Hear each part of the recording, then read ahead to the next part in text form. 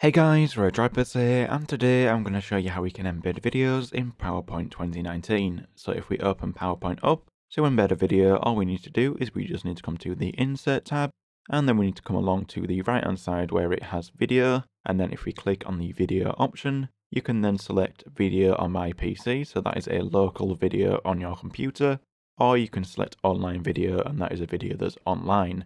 So if I first select video on my PC and I just select a video, as you can see it puts the video into the PowerPoint presentation, and then you can just click play on the player and it will start playing the video.